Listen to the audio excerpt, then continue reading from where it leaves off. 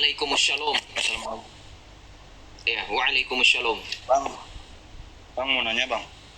Ya, silakan. Itu bang, coba bang jelasin Matius 7 ayat 22 sampai 3. Sinyalmu selalu doib kalau di rob gua, bro. Kenapa ya, bro? Putus-putus. Ini bang. Matius 7 ayat ke-22 sampai 23 jelasin bang. Matius 7, Matius 22 sampai 7. 23. Bukan setiap orang yang menyebut aku Tuhan, Tuhan akan masuk ke dalam surga, melainkan mereka yang melakukan kehendak Bapakku yang di surga. Itu kan maksud kamu? Bukan Kan bang. itu pernah lu tanyain. Matius 7, 21 sampai dengan 23 itu. Yang ini bang, Yang itu pada hari pernah akhir tanyakan. banyak orang memanggilku Tuhan Tuhan. Iya, itu kan. Maka kami bernubuat demi Allah. Iya nih. Ya itu Nih, jadi bang baca saya. Iya, makanya tadi gue bacakan yang kamera depan lagi. Nih. Udah kelihatan belum? Belum ya? Nih. Matius 7 21 sampai dengan 23 kan? Nih. 22 bang, sampai 23. 22. Nih. Bukan setiap orang yang berseru kepadaku Tuhan, Tuhan akan masuk ke dalam kerajaan sorga, melainkan orang yang melakukan kehendak Bapakku yang di sorga. Ayat kedua, pada hari Bukan terakhir yang itu, banyak Bang. orang akan masuk. Nah itu yang itu benar. Bro, Yang gue 22 udah benar. sering bilang ya, saya sudah sering bilang. Alkitab itu ada namanya perikop nih. Perikop. Ini namanya perikop nih. Jadi ini dari ayat Matius 7 ayat 15 nih, satu perikop pengajaran sesat sampai ayat ke 23. Jadi kalau kamu mau bertanya, kamu harus baca satu perikop dan jangan larang kami orang yang punya hak membaca dan memberikan jawaban. Jangan seperti kamu membaca kitabmu yang ayat antara satu dengan yang lainnya itu ngaco semua, nggak ada hubungan. Karena ini satu perikop, makanya ini berhubungan. Tadi baca di sini artinya apa? Pengajaran yang sesat. Artinya apa? Dibaca di ayat 15. Waspada terhadap nabi-nabi palsu yang datang kepadamu dengan menyamar sebagai domba, tetapi sesungguhnya mereka adalah serigala yang buas. Ini berbicara pengajaran palsu. Nyambung sampai yang kamu tanyakan. Pada hari terakhir banyak orang-orang akan berseru kepadaku, Tuhan, Tuhan, bukankah kami bernubuat demi namamu dan mengusir setan demi namamu dan mengadakan banyak mujizat demi namamu juga? Pada waktu itu aku akan terus terang kepada mereka dan berkata, aku tidak pernah mengenal kamu, nyahlah dari hadapanku, hai kamu yang melanggar perintah Allah. Jadi ini yang dimaksud adalah ini. Baca pengajaran yang sesat. Mereka yang mengikuti ajaran-ajaran sesat, guru-guru palsu. Satu perikop ini nyambung loh. Makanya kalau misalkan kita pun mau fokus di ayat yang sebelumnya ayat 21, bahkan di sini kata apa? Bukan setiap orang yang berseru kepadaku Tuhan, Tuhan akan masuk ke dalam kerajaan surga, melainkan orang yang melakukan kehendak Bapakku. Mau tahu nggak kehendak Bapa yang di surga apa, bro? Mau tahu nggak? Oh, silakan. Oke, nih Yohanes, lihat ya, kehendak Bapa di surga, hafalin ya, kehendak Bapa di surga. Yohanes 6 ayat 40 kita baca di sini. Baca, kelihatan kan ya? Sebab, teman-teman kita baca bareng-bareng. Sebab inilah kehendak Bapakku, supaya setiap orang yang melihat anak dan yang percaya kepadanya beroleh kepadanya, dan supaya aku, kata Yesus, membangkitkannya pada akhir zaman. Jadi kehendak Bapa di surga apa? Melihat Yesus dan percaya kepada Yesus. Itu jawabannya. Ada lagi pertanyaannya? Kalau Yesus sama Nabi Isa sama apa beda bang? Beda. Totally different. Beda. Kan kita Beda, udah bahas, bukan Rehan? Kenapa? Tapi kalau ini kata pendeta Esa Suruh sama bang. Ya, saya kan bukan pengikutnya pendeta Esra Soro, dan pendapat pribadi dalam Kristenan itu bukan dijadikan pendapat keseluruhan. Saya lihat dari pendeta Esa Suruh aja bang. Ya, kalau kamu mengikuti Esra Soro berarti kamu Kristen. Kamu kan Islam, ngapain kamu dengerin kata pendeta? Saya punya bukunya loh. FYP bang. Ya, kalau masalah FYP, masa kamu nggak baca data literatur kamu? Di Islam sendiri diakui Yesus dan Isa itu berbeda.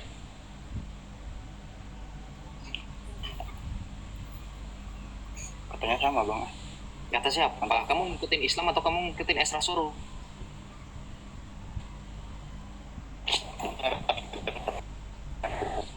Iya, kamu ngikutin Islam atau ngikutin Esra Soro? Islam. yang nanya kenapa saya bilang beda nih, saya tunjukin ya literaturnya ya. Udah sering banget saya kayak gitu sebelumnya, tapi enggak.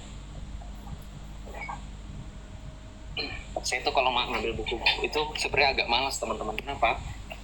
Nah buku saya letakinnya nggak di dekat saya. Meja saya itu udah penuh dengan buku-buku juga, tapi buku-buku mata kuliah ya, pelajaran. Nih, buku literatur saya nih. Ya. Nih buku literaturnya, bro. Ya, bisa. Nanti kita akan bandingkan dengan ini. Nih, Alkitab. Ini beda kok. Di sini juga dikatakan beda. Nih, buku tentang Isa. Nih. Ya.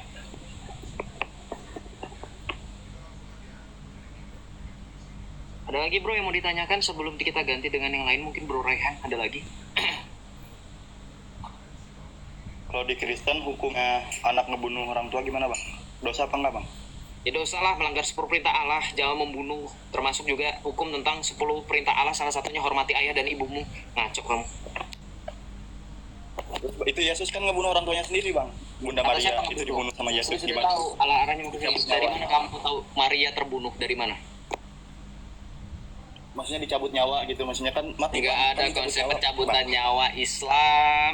Makanya lu bilang juga, aduh, Maria terangkat jiwa dan raganya di sorga. Justru Maria dimahkotai di sorga. Baca dalam kitab Wahyu. Kita baca ya. Dari mana Yesus ngebunuh? Wah, Muhammad kali itu, nabi lu. Enak aja lu. Sampai ibunya dan bapaknya di neraka tuh. Bukan saya ngomong ya. Ustadz-ustadzmu tuh tanyain. Masih pada ribut.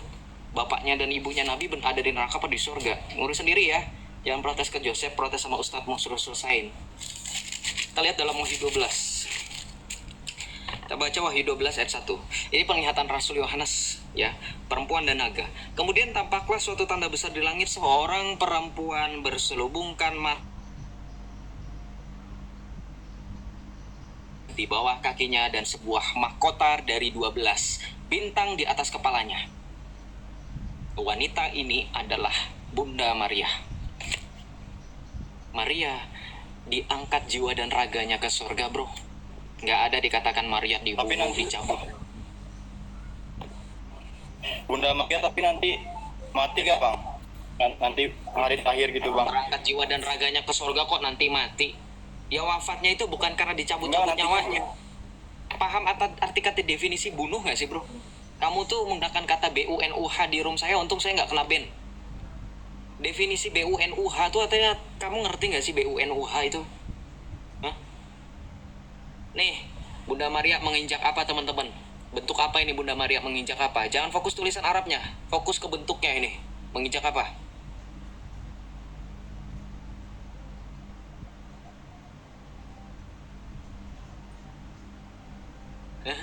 Menginjak apa bentuknya? Bulan sabit, the crescent moon.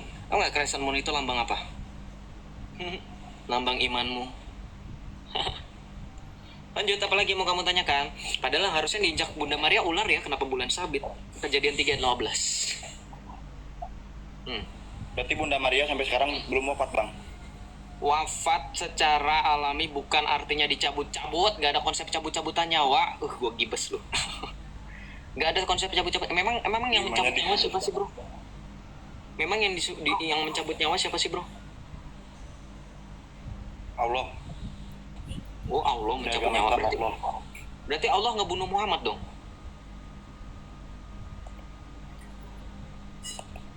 Sesuai dengan logika yang sama, premis yang sama.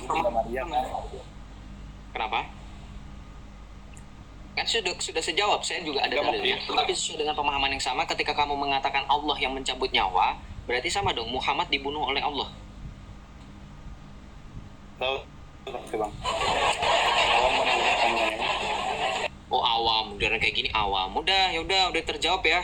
Nggak ada konsep cabut-cabutan nyawa, dan itu definisi BUNUH juga kamu nggak aneh. Maria terangkat jiwa dan raganya ke surga. Kalau dalam gereja timur disebut dengan dormition, tertidurnya Theotokos dan terangkat ke surga, jiwa dan raganya. Selesai. Makanya Maria dimahkotai di surga.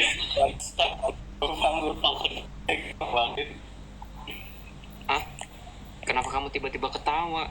Kamu cek itu ya, bro, cek psikiater ya, atau rumah sakit jiwa terdekat, takutnya mental kamu terganggu. Selama kamu berada di dalam imanmu yang sekarang, bikin mentalmu juga terganggu kayaknya.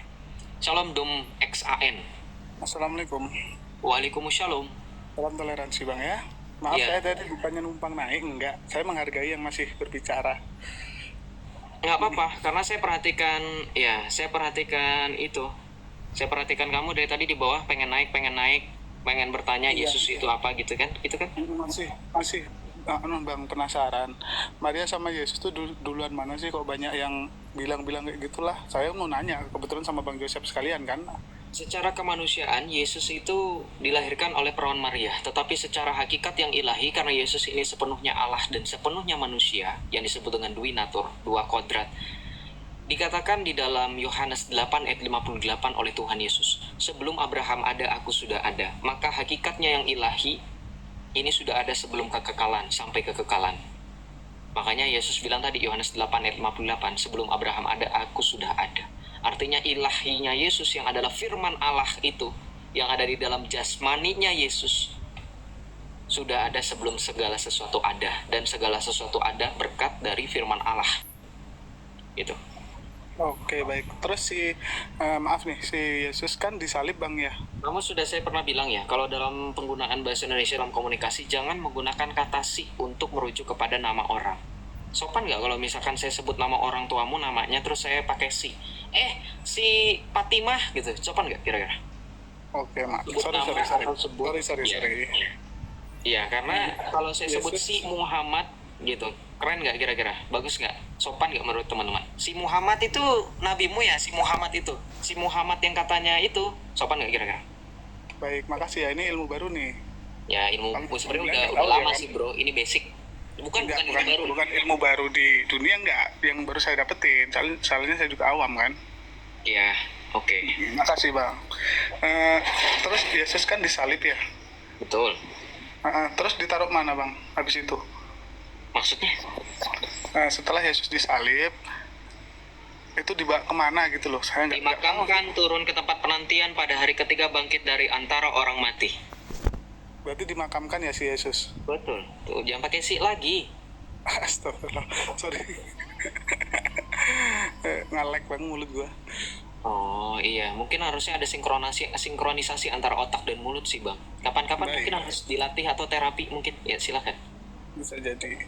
Baik, udah itu aja sih yang mau tanyain. Oke. Terjawab sudah. Makasih Bang Yusuf ya. Salam Ya, toleransi. Tuhan berkati juga. Tanya, kenapa Yesus dimakamkan? Ya menurut tradisi Yahudi orang itu dimakamkan supaya genaplah dalam kitab suci tertulis bahwa setelah dia mati, setelah dia wafat di kayu salib,